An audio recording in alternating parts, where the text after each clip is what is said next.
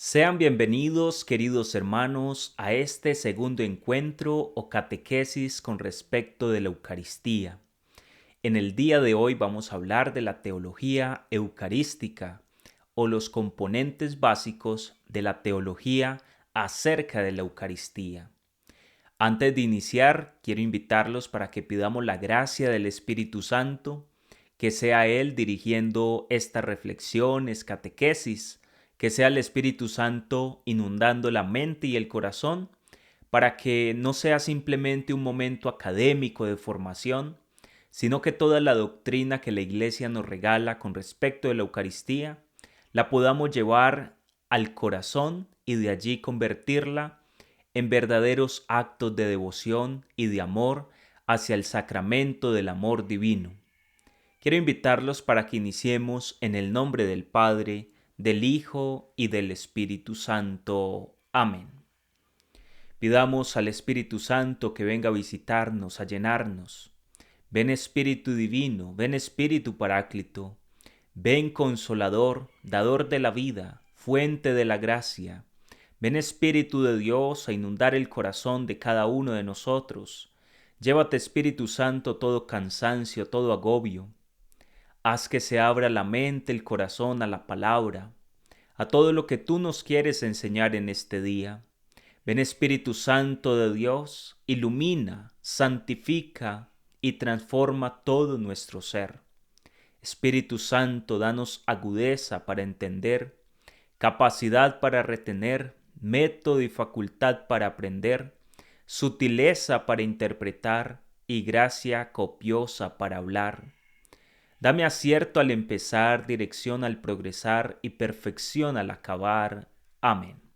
Espíritu Santo, ilumínanos y santifícanos. Pues bien, queridos hermanos, como les decía hace un momento, vamos a hablar de los componentes teológicos sobre la Eucaristía. Algo muy básico, pero también muy esencial con respecto a la Eucaristía que debemos conocer a la luz de la reflexión teológica que se ha venido haciendo durante toda la historia de la Iglesia. Por eso, iniciemos, mis queridos hermanos, dando una noción acerca de lo que es la Eucaristía. ¿Cómo podemos definir la Eucaristía? La Eucaristía es el sacramento en el cual las especies del pan y el vino se halla Cristo verdaderamente presente. En las especies del pan y el vino, Cristo se halla verdaderamente. Esto es doctrina de fe, es dogma de fe. Con su cuerpo y su sangre, con su alma y su divinidad. Es decir, mis queridos hermanos, que estamos hablando de la presencia viva, real y total de Cristo en la Eucaristía, a fin de ofrecerse de manera incruenta al Padre Celestial y darse como manjar espiritual a los fieles. ¿Qué estamos diciendo aquí? Que la Eucaristía, además de ser alimento para los fieles, manjar espiritual para los fieles, es el sacrificio de Cristo que se actualiza cada vez que se hace la cena del Señor en memoria de Él, cada vez que se ofrece el pan y el vino en el altar por el sacerdote debidamente ordenado.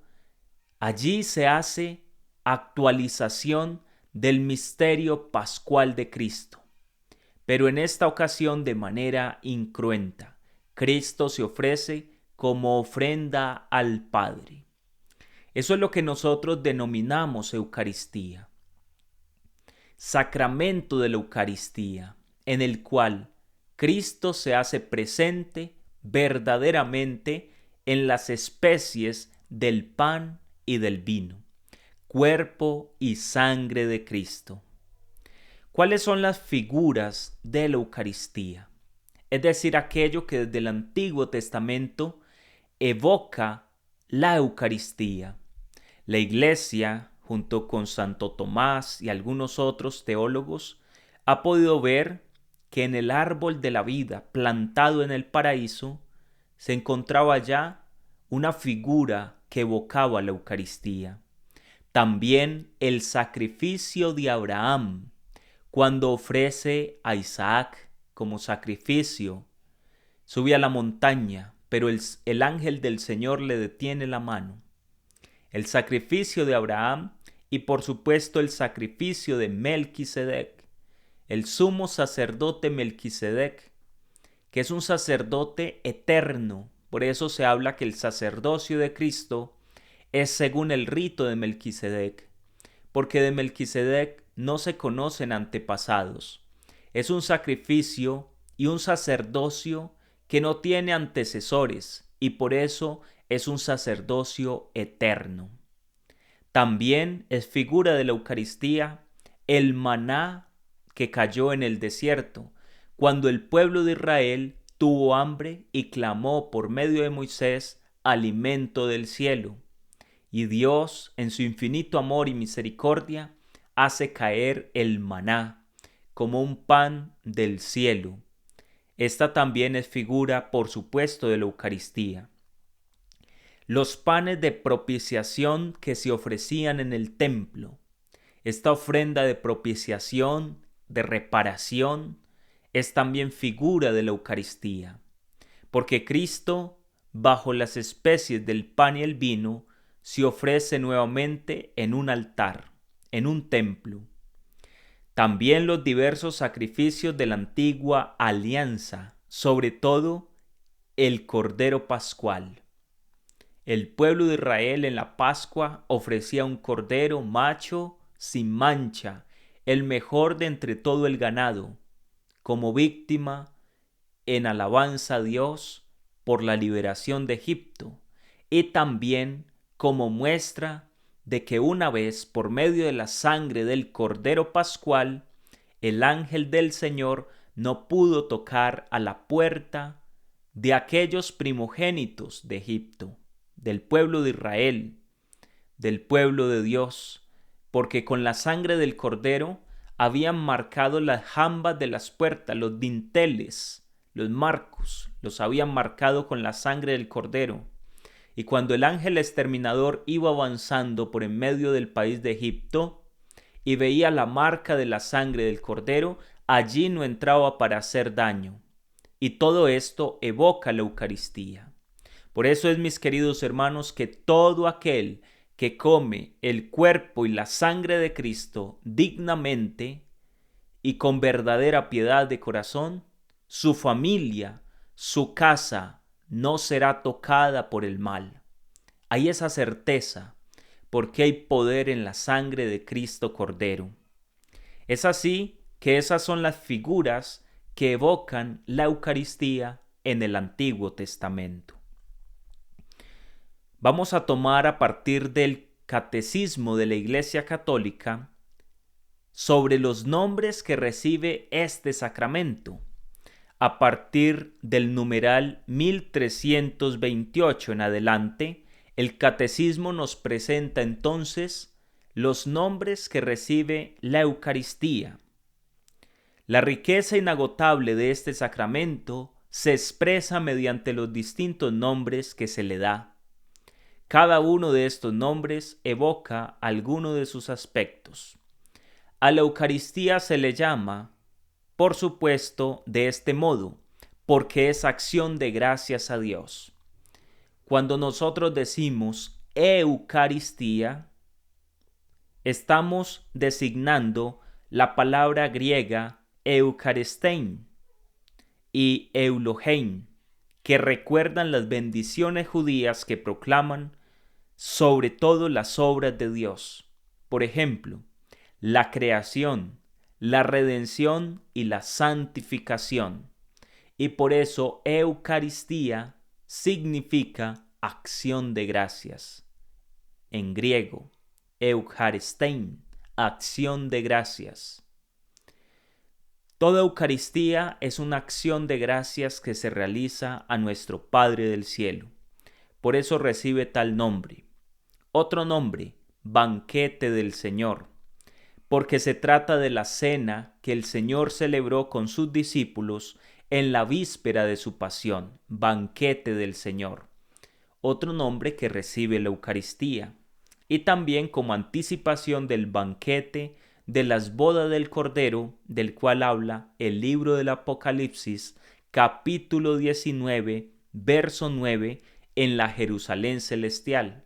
La Eucaristía es anticipo de lo que va a ser las bodas del Cordero, cuando estemos todos en el reino de los cielos, un gran banquete. Eso es lo que evoca el término banquete del Señor. Fracción del pan, otro nombre que se le da a la Eucaristía, porque este rito, propio del banquete judío, fue utilizado por Jesús cuando bendecía y distribuía el pan como cabeza de familia, sobre todo en la última cena. Fracción del pan, se parte el pan para todos, se comparte. Todos comemos de la misma mesa, del mismo pan, del mismo vino. ¿Por qué? Porque es el único sacrificio de Cristo. Fracción del pan. También recibe el nombre de asamblea eucarística, porque la Eucaristía es celebrada en la asamblea de los fieles, expresión visible de la Iglesia. Recordemos que la Eucaristía es un acto litúrgico por su misma categoría de litúrgico público. Es para todos los bautizados. No se puede hablar de Eucaristías privadas. Esto está totalmente errado y atenta directamente contra lo que es la Eucaristía como asamblea eucarística.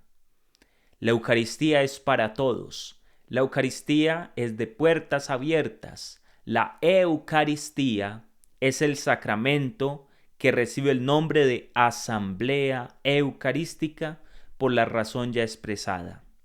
También memorial de la pasión y la resurrección del Señor. Memorial porque recuerda y actualiza al mismo tiempo la pasión, muerte y resurrección del Señor. Recordemos lo que nosotros decimos en la Eucaristía cuando el sacerdote dice: este es el sacramento de nuestra fe. Anunciamos tu muerte y proclamamos tu resurrección. Ven, Señor Jesús. Maranatá, ven, Señor. Eso es lo que se expresa, memorial, recuerdo y actualización de la pasión y resurrección del Señor. Otro nombre, santo sacrificio, porque actualiza el único sacrificio de Cristo Salvador e incluye la ofrenda de la Iglesia.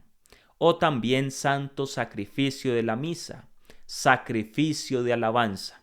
Miren, mis queridos hermanos, cuántos nombres le tenemos a la Eucaristía y toda la teología que encierra cada uno de ellos. Sacrificio espiritual, sacrificio puro y santo, puesto que completa y supera todos los sacrificios de la antigua alianza. Santa y divina liturgia, porque toda la liturgia de la Iglesia encuentra su centro y su expresión más densa en la celebración de este sacramento. Es fuente y culmen de toda la vida cristiana. Y hablando litúrgicamente, no hay una celebración nunca, jamás, que supere a la Eucaristía. Es lo más importante que nosotros podemos vivir, celebrar y contemplar aquí en la tierra, la Eucaristía. En este mismo sentido también se llama celebración de los santos misterios. Se habla también de Santísimo Sacramento, porque es el sacramento de los sacramentos. La Eucaristía es sacramento de sacramentos. Con ese nombre se designan también las especies eucarísticas que se resguardan en el sagrario, Santísimo Sacramento. Y por supuesto, cuando es expuesto, Santísimo Sacramento del altar. Cuando se hace la adoración eucarística, Santísimo Sacramento del altar.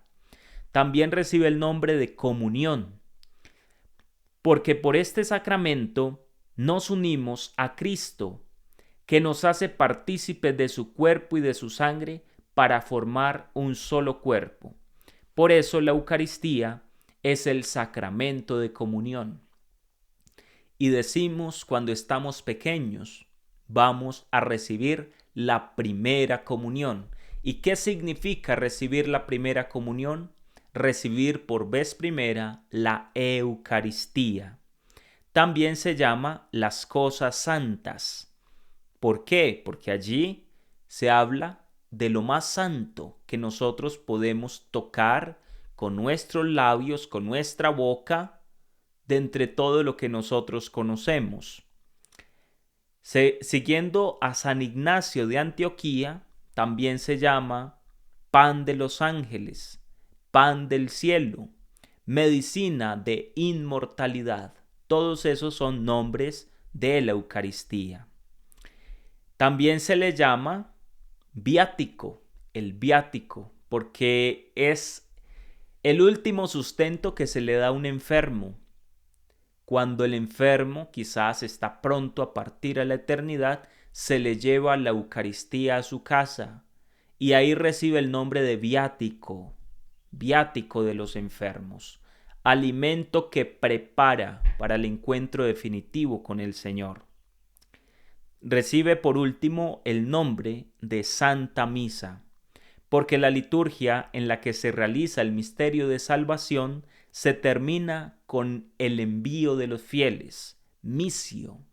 Así culminaba el sacerdote o el diácono cuando celebraba la Eucaristía. Hoy en día pueden ir en paz. Y en aquel entonces, misio, es decir, vayan a vivir lo que acaban de celebrar. Vayan a proclamar que el Señor está vivo y resucitado en la Eucaristía, a fin de que cumplan la voluntad de Dios en la vida cotidiana. Santa Misa. Es un nombre que se ha popularizado mucho, pero vea todos los que hemos designado.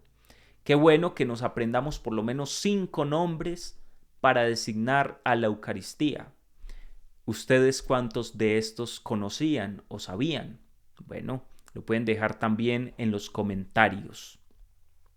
Vamos a hablar ahora de otro punto bien importante que es sobre la preeminencia o privilegio, mérito de la Eucaristía por encima de todos los demás sacramentos, siguiendo a Santo Tomás de Aquino, que es el que en la Suma Teológica prueba la preeminencia de la Eucaristía y centraliza la Eucaristía por encima de todo. Primero, por el contenido de la Eucaristía. ¿Por qué la Eucaristía está por encima de todos los demás sacramentos? Por su contenido. En este sacramento no hay, como en los demás sacramentos, una virtud otorgada por Cristo a nosotros para darnos su gracia, sino que es Cristo mismo el que se da a cada uno de nosotros, cosa que no sucede en los demás sacramentos. En todos los demás sacramentos, Cristo nos da su gracia para que podamos obtener algo muy grande. En la Eucaristía, Cristo se da a sí mismo, en su cuerpo, en su alma, en su divinidad. Cristo se entrega total y enteramente a cada uno de nosotros. Por eso dice Santo Tomás que la Eucaristía tiene una preeminencia por encima de los demás sacramentos. Segundo, por la subordinación de todos los demás sacramentos a la Eucaristía como a su último fin. Todos los sacramentos tienen como fin último la Eucaristía. La Eucaristía es la finalidad de todos los sacramentos. Por eso, mis queridos hermanos, todos los sacramentos apuntan hacia la Eucaristía. La confirmación, la confesión, el bautismo, el orden sagrado, el matrimonio, todos los sacramentos apuntan a la Eucaristía. Una persona se bautiza para que luego pueda recibir el cuerpo de Cristo. Sin el bautismo uno no puede recibir la Eucaristía. Hay un orden en los sacramentos. Por supuesto que hay muchas personas que dicen, Padre, yo quiero dejar mi vida de pecado, poder organizar mi vida con mi pareja para casarme y poder volver a recibir la Eucaristía. O uno se confiesa para poder recibir la Eucaristía.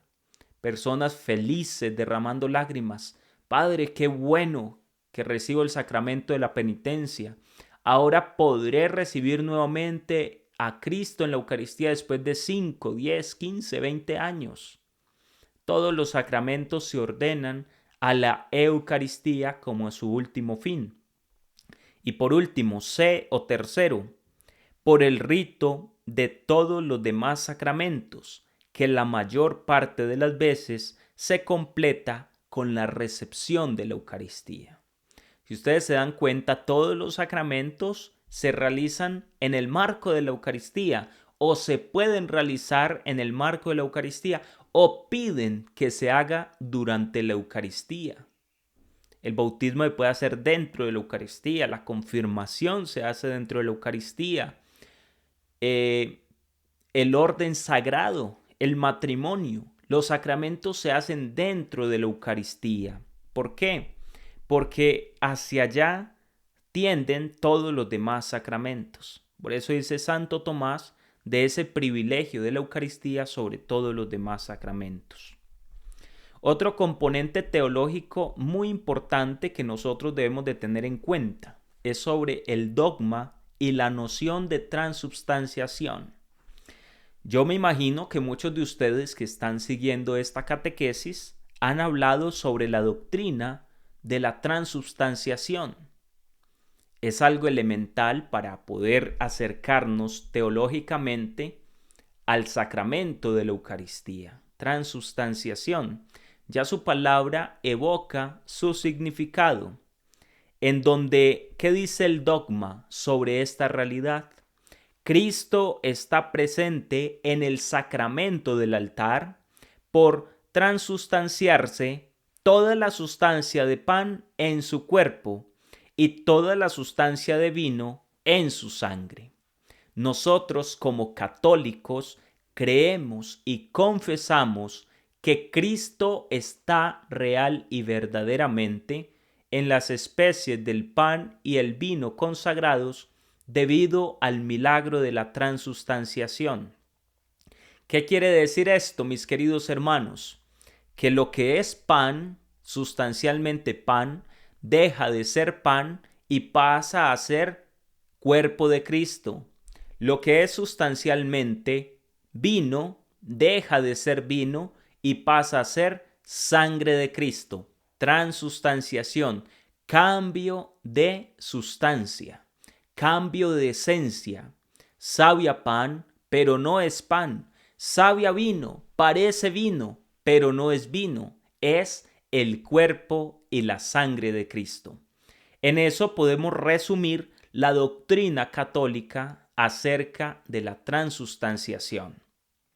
El Concilio de Trento declaró que toda la sustancia del pan se convierte en el cuerpo de Cristo y toda la sustancia del vino se convierte en su sangre. Tal conversión recibe el nombre de transustanciación. Esto combatiendo algunas herejías como las propuestas por Martín Lutero, según la cual las sustancias de pan y vino subsisten juntamente con el cuerpo y la sangre de Cristo. Es decir, que seguía siendo pan y a la vez cuerpo de Cristo. Era como que una sustancia estuviera encima de la otra. O también la herejía de la impanación impugnada por Guidmundo de Aversa, según la cual entre Cristo y la sustancia de pan existiría una unión hipostática, es decir, en la sustancia del pan se unía la sustancia de Cristo. Pero lo que nosotros confesamos y creemos como católicos no es a este modo, sino que la sustancia del pan deja de ser pan y pasa a ser cuerpo de Cristo, desaparece sustancialmente lo que es pan. ¿Y qué quedan? Los accidentes. ¿Cuáles son los accidentes? La apariencia, la extensión, el olor, la forma, el sabor de lo que era pan. Y sucede lo mismo con el vino. Sigue sabiendo a vino, parece vino, se ve como vino, pero no es vino. Ese es el milagro de la transustanciación. Para que tengamos claridad con respecto de lo que es la Eucaristía. En otra de las entregas de las meditaciones que vamos a tener, podemos hablar también del tema de las herejías que han surgido a lo largo de los siglos con respecto de la Eucaristía. Ustedes saben que una herejía es la negación de una verdad de fe que debe ser creída con fe católica y fe apostólica. Y por eso, mis queridos hermanos, han habido personas, incluso grandes teólogos, que se han equivocado con respecto de la Eucaristía. Entre esos, pues, Martín Lutero, por su forma de concebir las cosas, también se equivocó. El Papa Pío VI salió en defensa de la doctrina de la transustanciación contra el sínodo de Pistoia en el año 1786. No estamos hablando de que son cosas tan antiguas. 1786, es decir, en el siglo XVIII, porque decían que esto de la transustanciación era simplemente una cuestión puramente escolástica, de los escolásticos, de los debates anteriores, pero no, es una norma de fe, una regla de fe, por eso se llama el dogma de la transustanciación. La palabra transustanciación fue creada por la teología del siglo XII. Desde esa época se habla de este término, transustanciación. Toda esta doctrina de la transustanciación, que es dogma de fe, se fundamenta en la filosofía de Aristóteles para hablar de sustancia, de materia, de accidentes, porque son los términos que permiten expresar un poco el milagro que acontece en el altar. ¿Qué es la sustancia? Lo que hace que un ser sea y no pase a ser otro. La sustancia o la esencia es lo propio de cada ser, de todo lo que existe. La forma de ser del micrófono, la esencia, el poder captar el sonido, esa es la esencia. Si le retiramos al micrófono lo que tiene dentro, la cápsula que capta el sonido, pues deja de ser micrófono. Esa es la esencia de las cosas. ¿Cuál es la esencia del pan? El hecho de que sea alimento, pan, y pasa a ser ya no un pan común, sino un pan de ángeles. Por eso cambia la esencia. ¿Cuáles son los accidentes? Por ejemplo, si la hostia es pequeña, si la hostia es grande, si la han partido, todo eso permanece. El olor a pan, el sabor a vino, esos son los accidentes, lo que queda, que acompaña a la sustancia, en lo cual se apoya la sustancia, los accidentes. Por eso es que partimos de pan y vino, que se presentan como ofrenda, fruto de la tierra, del trabajo del hombre, fruto de la vid, del trabajo del hombre, y que ahora te presentamos, dice la oración secreta de la preparación de los dones, en razón de que a partir de lo que nosotros presentamos, luego será alimento de salvación, pan de vida, bebida de salvación. Y eso es lo que significa accidentes. Eso es lo que va a quedar. Y sobre el accidente del pan, el accidente del vino, reposa enteramente la sustancia del cuerpo y de la sangre de Cristo. Con esto podemos afirmar que todos nosotros debemos tener la certeza de que realmente Cristo se hace presente y que bajo las especies del pan y el vino reside la presencia de Cristo, su cuerpo y su sangre. La transustanciación es una conversión. La conversión es el tránsito de una cosa a otra cosa. Y eso es lo que sucede en la Eucaristía. También la transustanciación Es una conversión milagrosa y singular, distinta de todas las conversiones naturales, porque las conversiones naturales pueden ser accidentales o sustanciales. ¿Qué quiere decir una conversión accidental? Que solamente cambia la forma, la apariencia. Como por ejemplo, usted tiene una piedra grande de mármol y un escultor la empieza a martillar, a cincelar y saca una obra de arte. No ha cambiado la esencia porque sigue siendo mármol, solo cambió el accidente, la forma, la apariencia, la extensión, los detalles.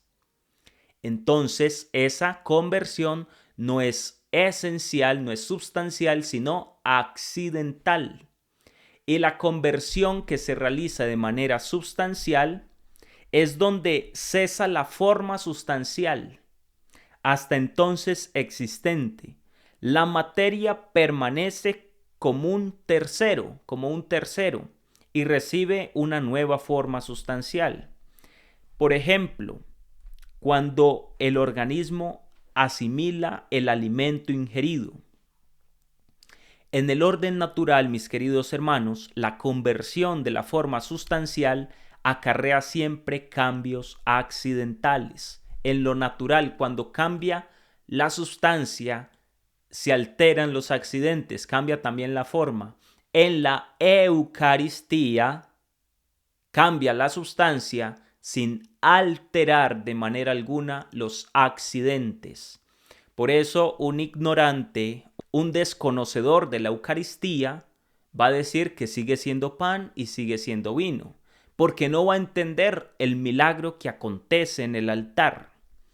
La conversión eucarística es una conversión sustancial de índole única, porque en ella toda la sustancia, tanto la materia como la forma del pan y el vino, es la que se convierte, mientras que permanecen inmutados los accidentes. ¿Qué quiere decir inmutado? Que no cambian en lo absoluto. Tal conversión no tiene una semejanza o analogía alguna en el orden natural ni en el orden sobrenatural, y recibe por tanto un nombre especial, el de transustanciación. Esta expresión quiere decir que experimenta la conversión toda la sustancia y solamente ella. No hay conversión en los accidentes.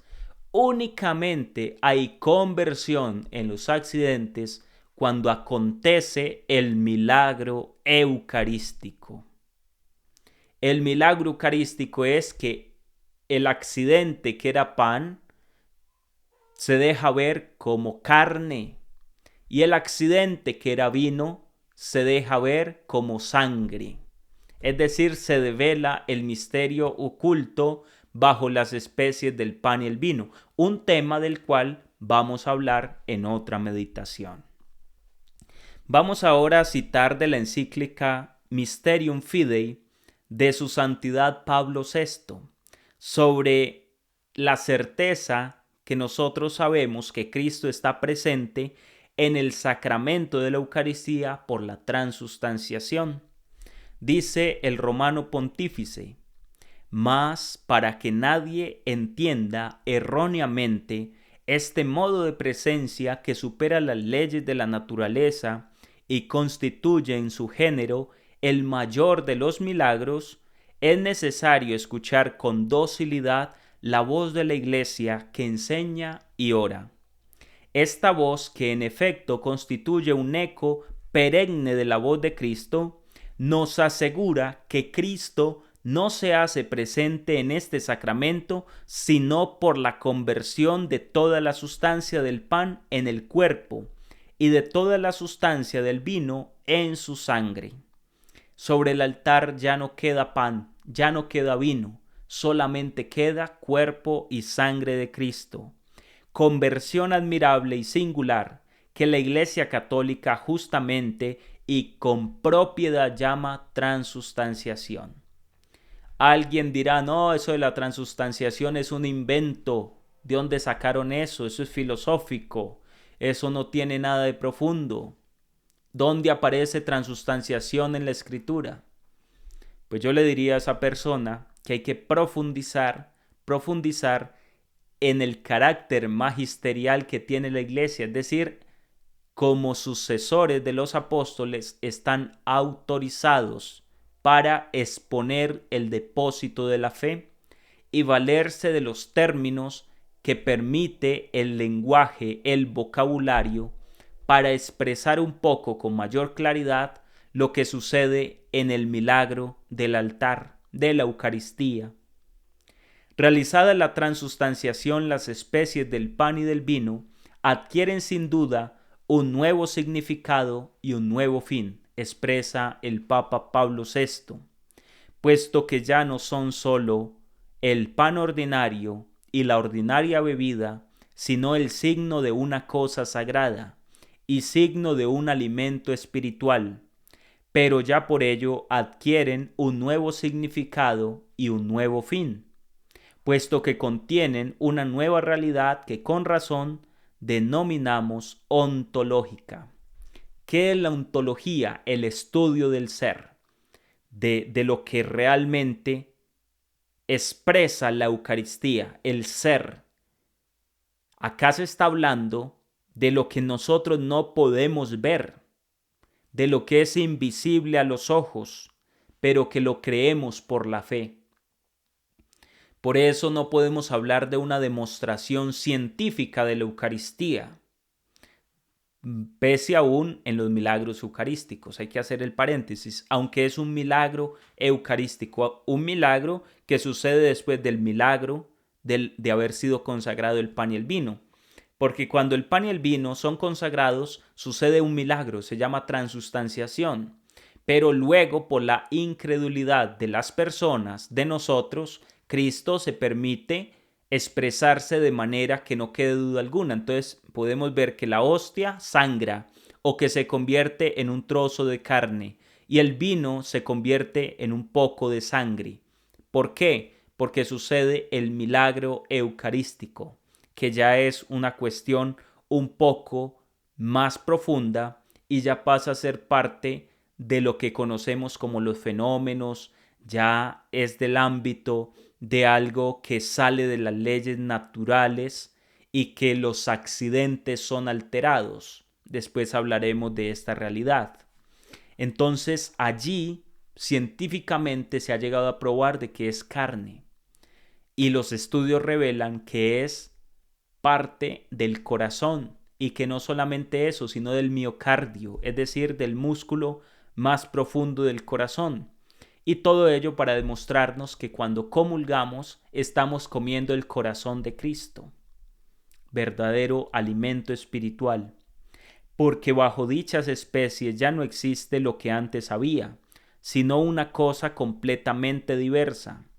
Y esto no tan solo por el juicio de la fe de la Iglesia, sino por la realidad objetiva, puesto que convertida la sustancia o naturaleza del pan y del vino en el cuerpo y la sangre de Cristo, no queda ya nada del pan y del vino, sino tan solo las especies. Bajo ellas, Cristo todo entero está presente en su realidad física, aún corporalmente, pero no a la manera que los cuerpos están en un lugar, porque ya Cristo está corporalmente, pero de manera espiritual.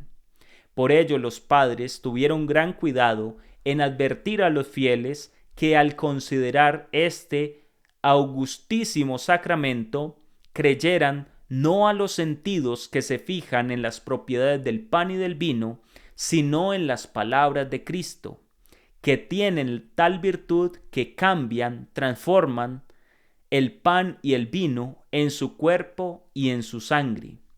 Porque, como más de una vez lo afirman los mismos padres de la Iglesia, la virtud que realiza esto es la misma virtud de Dios omnipotente que al principio del tiempo creó el universo de la nada.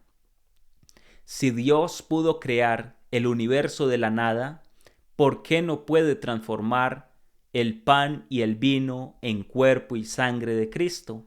Esa sería la pregunta para los incrédulos o para los que son reacios a decir que verdaderamente Cristo está presente en el Santísimo Sacramento del altar. Queridos hermanos, hasta aquí esta catequesis del día de hoy, un poco de carácter teológico, pero me parece importante que para que avancemos en este conocimiento de la Eucaristía tengamos unas bases de lo que el magisterio de la Iglesia, la teología de la Iglesia, nos enseñan acerca de la Eucaristía, porque tenemos que conocer por lo menos estas nociones básicas fundamentales de cómo se elabora el dogma. El dogma se asienta bajo el concepto de la transustanciación. Verdaderamente Cristo está presente en el vino y en el pan eucarísticos. Solamente permanecen los accidentes, pero cambian la sustancia. Y todo lo demás que vimos sobre la definición, las figuras, el nombre del sacramento y también aquello que nos dice Santo Tomás de la preeminencia de la Eucaristía sobre todos los demás sacramentos. Gracias a todos los que se han hecho presentes en este segundo encuentro. Que sea la gracia y el amor de Dios en cada uno de ustedes. Y si hay personas que llegan nuevas y ven por primera vez esta catequesis, les recuerdo que pueden buscar en el canal la introducción que es previa a esta catequesis. Todos los jueves 7:30 de la noche, hora de Colombia, tendremos la exposición de un tema con respecto al sacramento de la Eucaristía, a fin de que nos enamoremos más del sacramento que expresa todo el bien espiritual de la Iglesia. Que Dios Todopoderoso los guarde, los bendiga, en el poderoso nombre del Padre, del Hijo y del Espíritu Santo.